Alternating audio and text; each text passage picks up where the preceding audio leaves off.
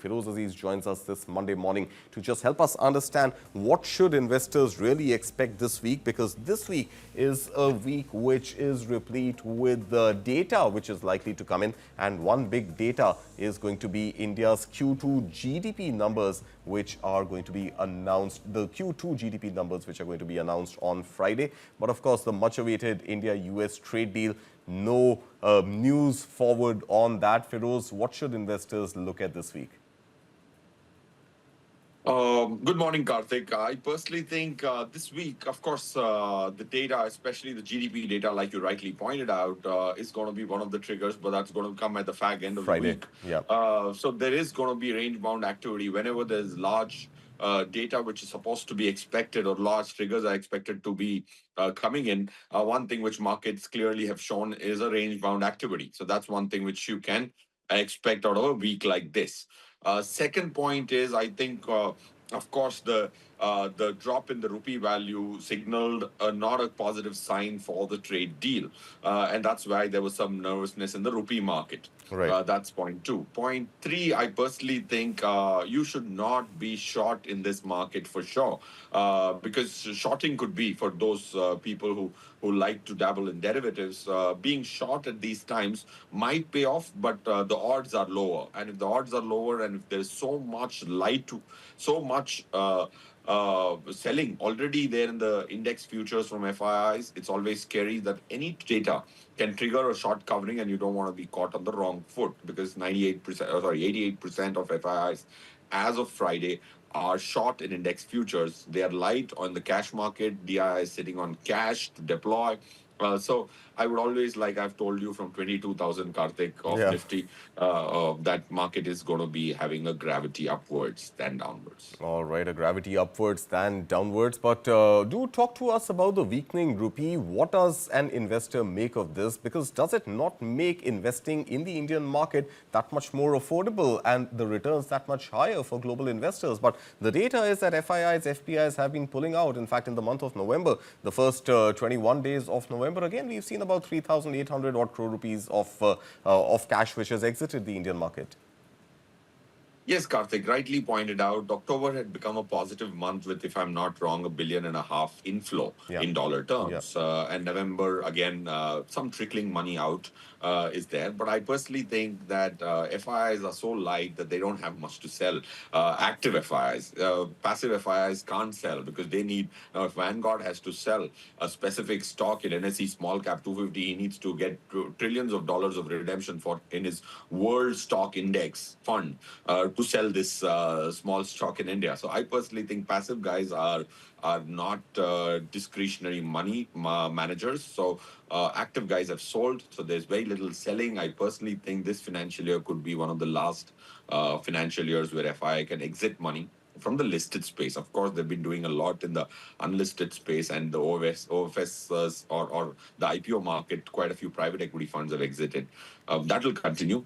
But after listing, it's unlikely that there'll be a lot of money flowing out of the listed space in the next financial year. So we are at the fag end of it, is the point being made. All right, fag end, hopefully, of FPIs, FIIs exiting. I want to talk to you specifically about the IT sector, and for a change, this is one sector which is having a good Monday morning, Feroze. We've seen a very, very volatile calendar year, but now it seems that some cues, despite the AI bubble fears, now some positive cues coming from the US, some expectations of the US Fed to finally go ahead and cut those interest rates. So we are seeing some positive action here on IT stocks. But staying with the IT space, there are two more developments that I want to discuss with you. First up being that TCS has now been issued $194 million damages in a trade secret act, which should have acted in the negative for TCS. But I think the momentum is so strong that we are potentially not seeing that. I'll get your view on that. And the second happens to be by way of Eternal, because now this new labor code which has come in,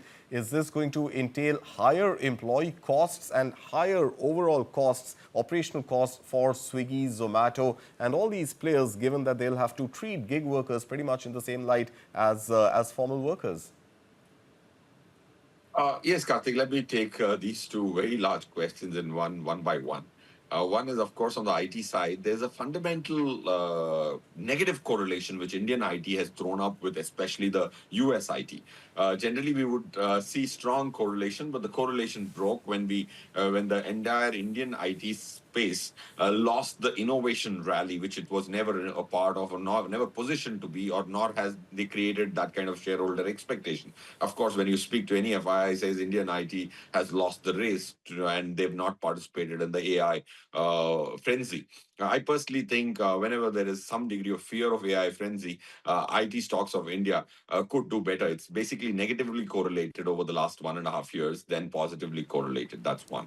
Second, I personally think that any stock reacting to news completely depends on how many short-term traders are there in that stock. If you look at Indian IT, like you said, then it has not delivered. When it doesn't deliver, all these short-term traders or 1 month, 3 month, 4 month momentum-based traders or owners of shares, not just traders of a day or two, there are quite a few momentum players in the market. They get washed away. They get completely eliminated.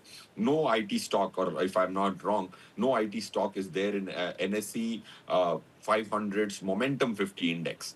So when it's not there in the Momentum 50, quite a few frothy shareholders who are 6 month shareholders, 3 month shareholders who love price rather than business are not there. So that's what is happening to Indian IT. The mean reversion becomes very high probability once those people leave the stock.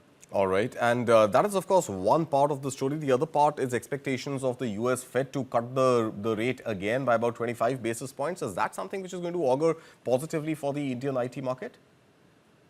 Yes, I think it'll have little extra lever to an IT space, but I think Fed cutting interest rates is going to help the overall Indian money as well. And I think once the interest rates get cut there, there is that much more liquidity in the US as far as US is concerned. I personally think cutting interest rates is the only way for the Fed. Of course, there were quite a few impediments in the form of inflation and employment data, which was a deterrent. But I think the Fed rate cut is going to help IT little more than the rest of the Indian market or the US market, not so differentially beneficial for the IT sector.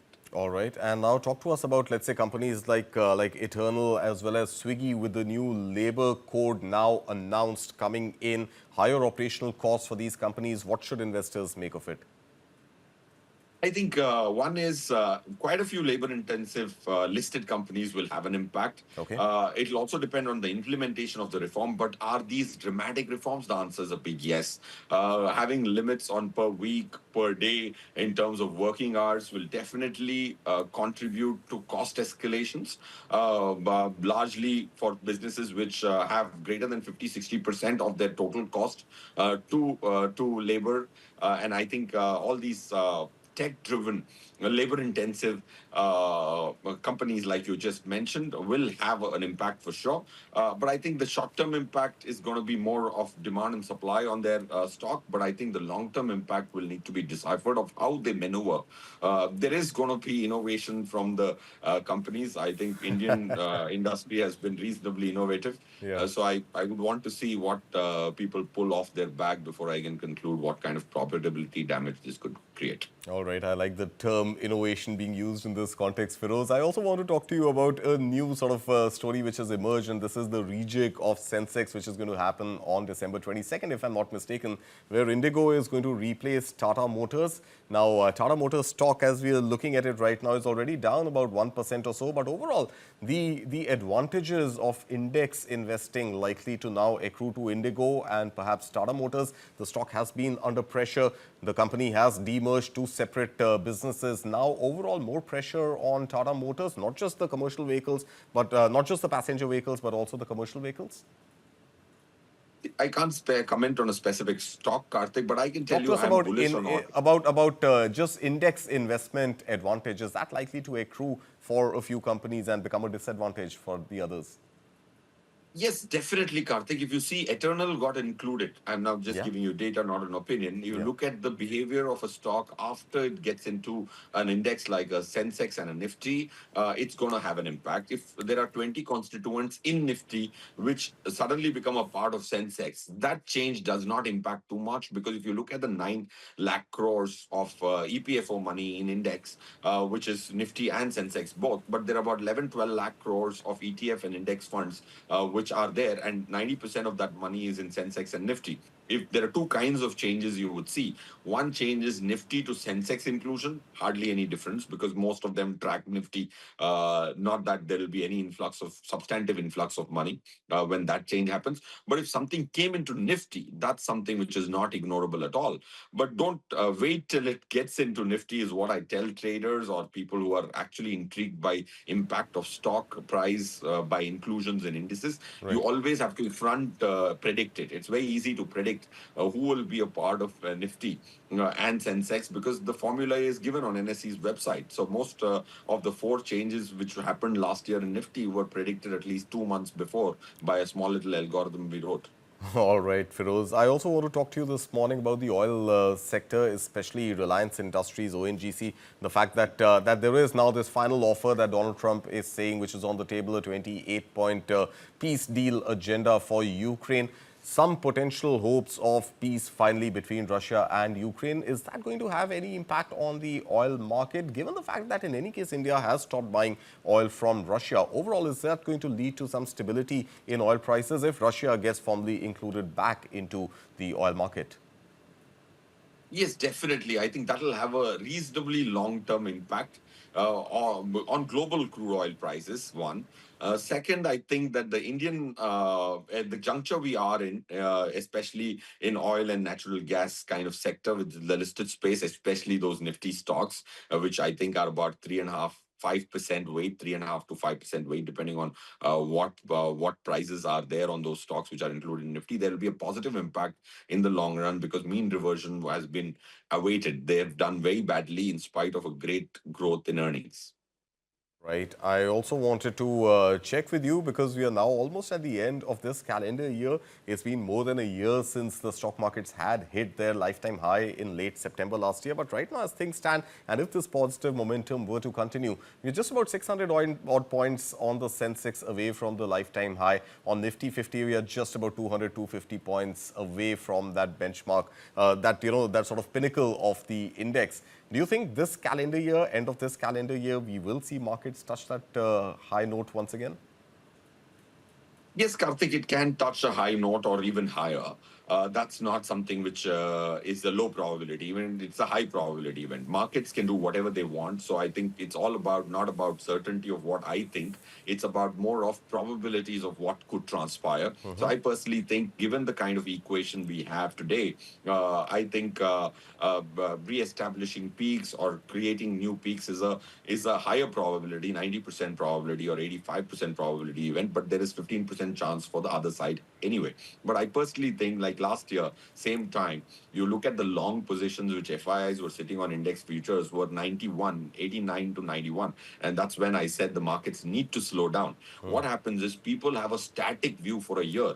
Nifty went from 26,200 to 21,700. I was speaking to a few experts or FIIs. They've been statically negative. You can't be negative in an index at 26,000 and still be negative at 22,000. That's what most of us humans have an overhang of our opinion for long periods of time at different prices.